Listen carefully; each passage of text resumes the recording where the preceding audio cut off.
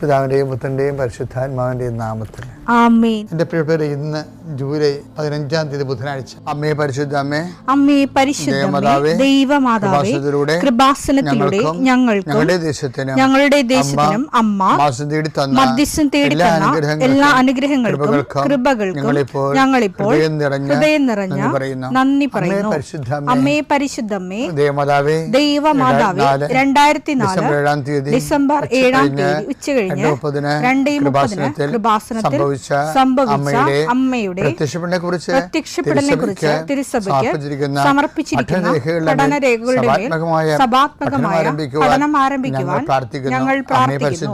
അമ്മേ പരിശുദ്ധമേ, ഭൂസ്വർലോകങ്ങളുടെ രാജ്ഞിയായ അങ്ങേയ്ക്ക് ഭൗമസംരക്ഷണത്തിനായി പ്രപഞ്ചപ്രകൃതിയെ തന്നെ തിരുസഭ പ്രതിഷ്ഠിക്കുവാൻ ഈ പ്രത്യക്ഷീകരണം വഴി ഇടയാക്കണമേ. പരിശുദ്ധമേ, ജപമാല മാതാവേ, സകല കൃപാസനം പ്രാർത്ഥനയോടും ചേർത്ത് ഞങ്ങളിപ്പോൾ പ്രാർത്ഥിക്കുന്ന ഈ കുടുംബത്തിന്റെ പ്രത്യേക നിയോഗം പറ മക്കളെ.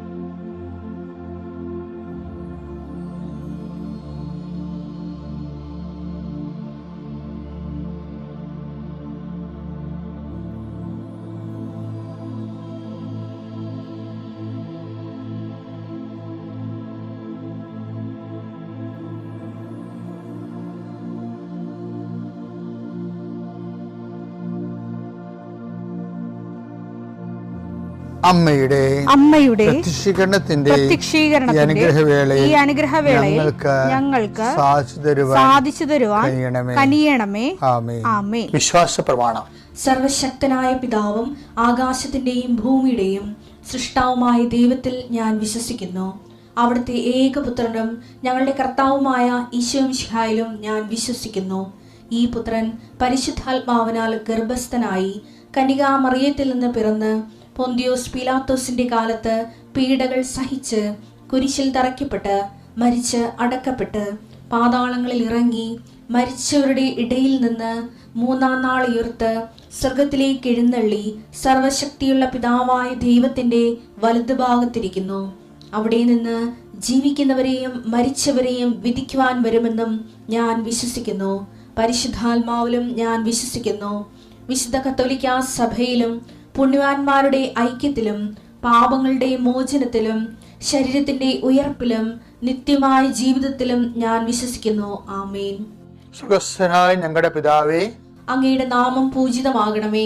അങ്ങയുടെ രാജ്യം വരണമേ. അങ്ങയുടെ തിരുമനസ് സ്വർഗത്തിലെ പോലെ ഭൂമിയിലും ആകണമേ. അന്നു വേണ്ടുന്ന ആഹാരം ഇന്ന് ഞങ്ങൾക്ക് തരണമേ. ഞങ്ങളോട് തെറ്റ് ചെയ്യുന്നവരോട് ഞങ്ങൾ ക്ഷമിക്കുന്നത് പോലെ ഞങ്ങളുടെ തെറ്റുകൾ ഞങ്ങളോടും ക്ഷമിക്കണമേ. ഞങ്ങളെ പ്രലോഭനത്തിൽ ഉൾപ്പെടുത്തരുതേ, തിന്മയിൽ ഞങ്ങൾ രക്ഷിക്കണമേ. ആമേൻ. നന്മ നിറഞ്ഞ മറിയമേ, സ്വസ്തി. കർത്താവ് അങ്ങയുടെ കൂടെ സ്ത്രീകളിൽ അങ്ങ് അനുഗ്രഹിക്കപ്പെട്ടവളാകുന്നു. അങ്ങയുടെ ഉദരത്തിൻ ഫലമായി ഈശോ അനുഗ്രഹിക്കപ്പെട്ടവനാകുന്നു. പരിശുദ്ധ മറിയമേ, തമ്പുരാന്റെ അമ്മേ, പാപികളായ ഞങ്ങൾക്ക് വേണ്ടി ഇപ്പോഴും ഞങ്ങളുടെ മരണസമയത്തും തമ്പുരാനോട് അപേക്ഷിക്കണമേ. ആമേൻ. കർത്താവേ, നിന്റെ ഉന്നതമായ നാമത്തിന് സ്തോത്രം ചെയ്യും. കർത്താവേ, നിന്റെ വിശുദ്ധ പൗരോഹിത്യത്തെ മഹത്വപ്പെടുത്തണമേ. കർത്താവെ, സഭയിലുള്ള സാന്നിധ്യം പ്രകടമാക്കണം. 40 വർഷം ഞാൻ അർപ്പിച്ച കൃപാന്റെ യുഗതിയാണ്. കൃപാസ്ഥാനത്താറെ ജീവനോടെ പ്രത്യക്ഷപ്പെട്ട മാതാവിന്റെ മാധ്യസ്ഥ ഇന്ന് അങ്ങയുടെ മക്കളെ പ്രാർത്ഥന കൂടുന്ന എല്ലാ മക്കൾക്ക് വേണ്ടി പ്രാർത്ഥിക്കുകയാണ്. കർത്താവെ, നിരാലംബരായിട്ടുള്ള മക്കളെ ഞങ്ങൾ തിരിച്ച് ഇപ്പോഴ് അങ്ങയുടെ തിരുസന്നിധിയിൽ വേദനയോടെ ഓർക്കുന്നു. സഹായിക്കാൻ ആരുമില്ലാത്തവർ, അവരുടെ വിഷയം പോലും അവർക്ക് മറ്റുള്ളവരോട് സംസാരിച്ച് ഫലിപ്പിക്കാൻ അറിയാൻ പാലാത്തവർ, ഇൻ്റർവ്യൂവിന് ചോദ്യങ്ങൾ ചോദിക്കുമ്പോൾ അതിൻ്റെ ഉത്തരം പറഞ്ഞ് ഫലിപ്പിക്കാൻ ഭാഷ കൊണ്ട് പരിമിതപ്പെടുന്ന ആൾക്കാരുണ്ട്. ഈശോയെ, കർത്താവെ, അവരൊക്കെ നീ ഒരു ചോദ്യം പോലും ചോദിക്കാതെ പല മനുഷ്യരെയും നീ റിക്രൂട്ട് ചെയ്യുന്നുണ്ട്. അത് സാക്ഷ്യം കേൾക്കുമ്പോൾ ഞങ്ങൾക്ക് ഭയങ്കര സന്തോഷമുണ്ട്. ആ കാര്യത്തിൽ എല്ലാ തരത്തിലുമുള്ള ആൾക്കാരെ നമ്മുടെ ബലഹീനതയിലാണ് അവൻ ഏറ്റെടുത്തതെന്ന് അങ്ങയെക്കുറിച്ച് പറഞ്ഞിരിക്കുന്നത്. എത്ര മനോഹരമാണ്. ഞങ്ങളുടെ രോഗങ്ങൾ ഏറ്റെടുക്കുന്നവൻ, ഞങ്ങളുടെ ബലഹീനത ഏറ്റെടുക്കുന്നവൻ. പല ആൾക്കാർക്ക് ചിരിക്കാൻ പോലും പ്രയാസമാണ്. ചിലർക്ക് ഡിപ്രഷൻ ലുക്കാണ്. അവരെന്ത് പറഞ്ഞാലും അവർ ചിരിക്കത്തുമില്ല, സന്തോഷിക്കത്തുമില്ല, അവരെ മറ്റുള്ളവർക്ക് ഇഷ്ടവുമല്ല. ഇങ്ങനെ ബലഹീനമായിട്ടുള്ള വ്യക്തികളെ പോലും കർത്താവോട് ജീവിക്കുന്നതിന് മറ്റുള്ളവരെ സന്ധിപ്പിക്കുകയും അങ്ങ് അവർക്ക് പ്രത്യേകമായ കൃപയും അവരോട് മറ്റുള്ളവർക്ക് ഒരു താപവും എല്ലാം കൊടുത്തുകൊണ്ട് അങ്ങ് നിലനിർത്തുന്നുണ്ട്. കർത്താവെ, നിലനിൽപ്പിൻ്റെ വരം എല്ലാവർക്കും കൊടുക്കണം. നീ കണ്ണീരോടെ പ്രാർത്ഥിക്കുന്നു. ഈശോയെ, ഓരോ ദിവസവും രാവിലെ എഴുന്നേൽക്കുമ്പോൾ എന്നാത്തിനാണ് എഴുന്നേറ്റത് എന്ന് ചിന്തിച്ചിട്ട് ഒന്നും ചെയ്യാനില്ലല്ലോ, ആരും നമ്മളെ സഹായിക്കാനില്ലല്ലോ, ആര് ഞങ്ങൾക്ക് വേണ്ടി ആ തടസ്സം മാറ്റിത്തരും എന്നുള്ള വിഷയം പരീക്ഷ എഴുതുന്ന കുഞ്ഞുങ്ങൾക്കുണ്ട്. ഇൻ്റർവ്യൂ അഭിമുഖീകരിക്കുന്ന ഉദ്യോഗാർത്ഥികൾക്കുണ്ട്. ഓർത്തിരുന്നെങ്കിൽ എനിക്കറിയാവുന്ന ക്വസ്റ്റ്യൻ ആയിരുന്നത്, പക്ഷേ ഞാൻ ഓർത്തില്ല. കഴിവില്ലാത്തവർക്ക് വേണ്ടി പ്രാർത്ഥിക്കുന്നു. നീ ഉടമ്പടി തന്നപ്പോൾ പറഞ്ഞത് not by merit but by grace എന്നാണ്. എന്നുവെച്ചാൽ ഞങ്ങളുടെ കഴിവിൽ ഇനി ആശ്രയിക്കേണ്ട കാര്യമില്ല, ഞങ്ങളുടെ കർത്താവിൻ്റെ കൃപയിൽ ആശ്രയിച്ചാൽ മതി. കൃപ അവൻ സൗജന്യ ദാനമായി എല്ലാവരിലേക്കും ഒഴുകുന്ന ഈ സമയത്ത് കർത്താവെ, അങ്ങയുടെ കൃപയ്ക്ക് അവകാശം ഓഹരിയാക്കാൻ ഞാനീ പ്രാർത്ഥിക്കുന്ന മക്കളങ്ങ് പ്രത്യേകമായി ഒരുക്കണമെന്ന് പ്രാർത്ഥിക്കുന്നു. രോഗങ്ങൾ, അതുപോലെ തന്നെ ജീവിത പ്രയാസങ്ങൾ, സാമ്പത്തിക ബാധ്യതകൾ, ജീവിത മാർഗമില്ലാത്ത അവസ്ഥ, വരുമാന മാർഗമില്ലാത്ത അവസ്ഥ, കുടുംബത്തിൽ സമാധാനം നഷ്ടപ്പെട്ട അവസ്ഥ, കുടുംബം ഭാര്യാഭർത്തകമായി പിരിഞ്ഞ അവസ്ഥ, മക്കൾ അകലങ്ങളിൽ അകപ്പെട്ടു പോയ അവസ്ഥ കർത്താവിൻ്റെ നാമത്തിൽ മാറിപ്പോകട്ടെ എന്ന് കൽപ്പിക്കുന്നു. എൻ്റെ പ്രിയപ്പെട്ടവരെ, പിന്നെ ഞാൻ എൻ്റെ ജീവിത ചരിത്രമുണ്ട്. തെദേവ് എന്ന് പറയും. സ്വസ്ഥഗീതം എൻ്റെ പേര്. അത് 15 പറ്റി എഴുതി തീർത്തതാണ്. അതിൻ്റെ കോപ്പികളെല്ലാം ഇപ്പം തീരാനായി. അത് വലിയ പുസ്തകമാണ്, 2000 പേജുള്ള പുസ്തകം. കാര്യം ഇത്രയും നാളെ ദൈവ വഴികളെല്ലാം അതിൻ്റെ അകത്ത് ഉണ്ട്, കടന്നു പോകുന്ന വഴികളെല്ലാം. മാതാവ് പ്രത്യക്ഷപ്പെടുന്ന വരെയുള്ള, അതിനുശേഷം സഭയുടെ പഠനങ്ങൾക്ക് വേണ്ടി അത് സമർപ്പിക്കുന്നവരെയുള്ള ജീവിതത്തിലുണ്ട്. അപ്പോൾ അതിനകത്ത് വരുന്നവര് ഞാൻ എഴുതിയണ കാലത്ത് എൻ്റെ മനസ്സ് ഞാൻ ഓർത്തതേ, എനിക്ക് ഈശോനെ സ്വീകരിക്കാൻ ഭയങ്കര കൊതിയായിരുന്നു. അതിൻ്റെ പ്രധാനപ്പെട്ട ആൾ അമ്മച്ചിയായിരുന്നു.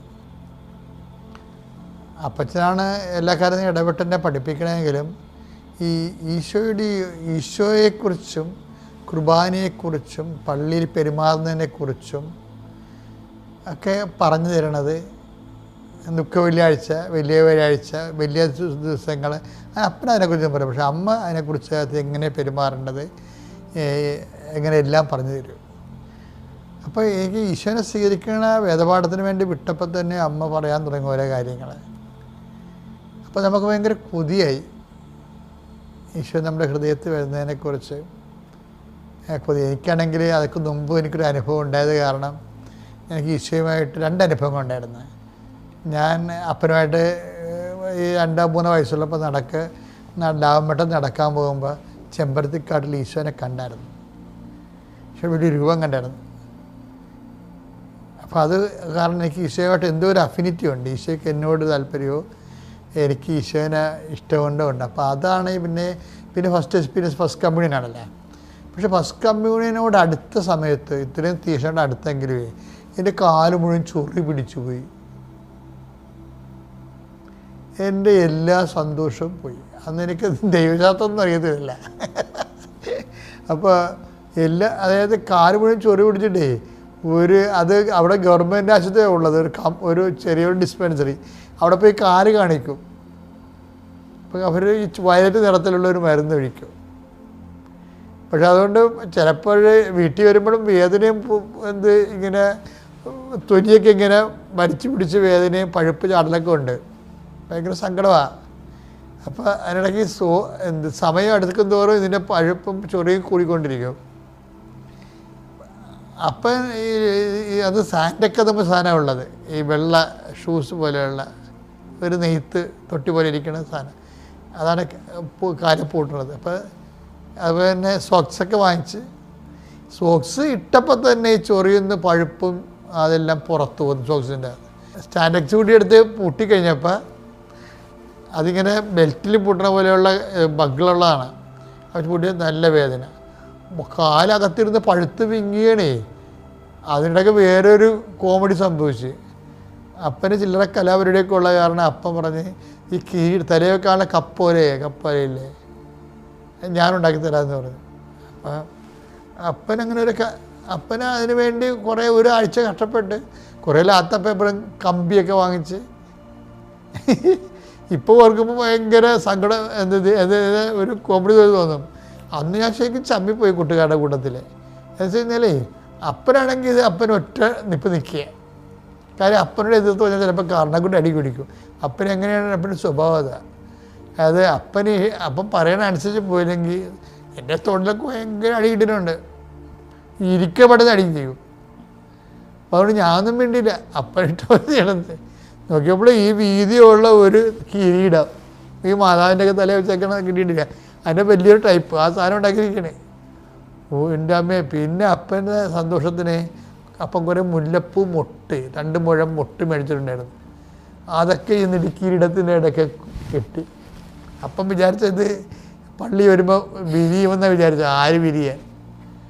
അതൊക്കെ അപ്പം ഞാനൊരു ശരിക്കും പരിഹാസ രാജാവായിട്ടാണ് പോകണത്. ശരിക്കും കാലേ പഴുപ്പും വേദനയും അത് മുഖത്ത് ശരിക്കും കാണും. പിന്നെ തലയിൽ ഈ കിരീടം. അപ്പോൾ കുർബാന സ്വീകരണം എന്ന് പറയണതേ വല്ലാത്തൊരു പീഡാസകനമാണ്. മരിച്ചില്ലെന്ന് മാത്രമേ ഉള്ളൂ, പീഡാസകനമാണ്. പിന്നെ ഒരു ആൾക്കാരെ നമുക്ക് കളിയാക്കുമല്ലോ. എനിക്ക് പക്ഷേ കർത്താവാണ് ഇതൊക്കെ ചെയ്തതെന്ന് അറിയത്തില്ലായിരുന്നു. ഞാൻ അപ്പോഴാണ് ഇതൊക്കെ ചെയ്തത് ഇരിക്കുന്നത്. വളർന്നു കഴിഞ്ഞപ്പോഴാണ് മനസ്സിലായത്, നിന്നെ ഞാൻ ആദ്യമായിട്ട് വരുമ്പോൾ നിന്നെ ഞാൻ എന്നെപ്പോലെ ആക്കിയായിരുന്നു. പരിഹാസ രാജാവായിട്ട് കാലം മുഴുവൻ കൈ മുഴുവൻ വ്രണമായിട്ട് തലയിലൊരു കോമഡി തൊപ്പിയും ആക്കിയിട്ടാണ് നീ പോയത് എന്നെ സ്വീകരിക്കാൻ വേണ്ടി. ഇപ്പോൾ ഓർക്കും ഭയങ്കര അഭിമാനം തോന്നും. അപ്പനല്ല ചെയ്തത്, കർത്താവാണ് ചെയ്തതെന്ന്. എന്താ കാര്യം? ക്രിസ്തുവിനോട് ബന്ധപ്പെടുന്ന എല്ലാ വിഷയങ്ങളിലും ഒരു സഹനത്തിൻ്റെ കണ്ടൻ്റ് എപ്പോഴും ഉണ്ടാകും. അത് പുള്ളിക്കാരൻ തന്നെ നമുക്ക് ഈ ആൾക്കാരെ കല്യാണത്തിനൊക്കെ കൊണ്ടുവന്ന് സമ്മാനം തരത്തില്ലേ? കല്യാണത്തിനൊക്കെ കൊണ്ടുവന്ന് നമുക്കൊരു പൊതിയൊക്കെ തരുമല്ല, അതുപോലെ പുള്ളിക്കാരെ കൊണ്ടുവന്ന് തന്നതാണ്. ഇപ്പോഴാണ് ആ സമ്മാനം കിട്ടിയതായിട്ടൊക്കെ ഓർക്കുന്നത്. അന്ന് മുതൽ ഈശോയുമായൊരു ബന്ധമുണ്ട്. എൻ്റെ മക്കളെ, നമുക്കിത് സഹനമാണെങ്കിലും അത് കർത്താവിൻ്റെ കൂടെ സഹിക്കാൻ ഭയങ്കര അതാണ് പൗലോസൊക്കെ ഇത് അഭിനയിച്ച് ആഘോഷിച്ച ആൾക്കാരാണ്. അതാണ് ക്രിസ്തുവിൻ്റെ സഹനത്തിൻ്റെ പോരായ്മ. അതിൻ്റെ കൊളോസ്യസ് 1:24 നിങ്ങളെ പ്രതിയുള്ള പീഡകളിൽ ഞാൻ സന്തോഷിക്കുന്നു.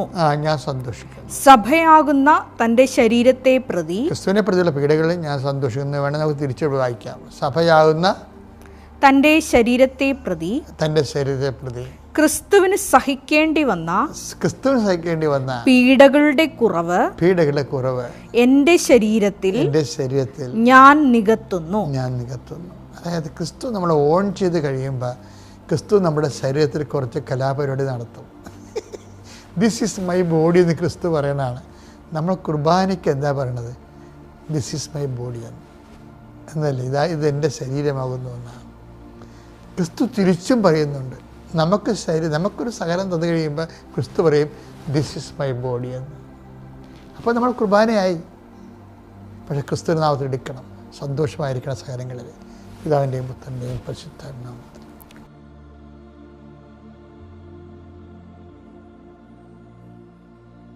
അത്യപൂർവ ദൈവാനുഭവങ്ങൾ ഇനി നിങ്ങൾക്കും സ്വന്തം. ഈ യൂട്യൂബ് ചാനൽ ഇതുവരെ സബ്സ്ക്രൈബ് ചെയ്തിട്ടില്ലെങ്കിൽ ഇപ്പോൾ തന്നെ സബ്സ്ക്രൈബ് ചെയ്യുക. ഈ വീഡിയോ ഇപ്പോൾ തന്നെ നിങ്ങളുടെ സുഹൃത്തുക്കൾക്ക് ഷെയർ ചെയ്തുകൊണ്ട് കർത്താവിൻ്റെ പ്രേക്ഷിതരാകുക.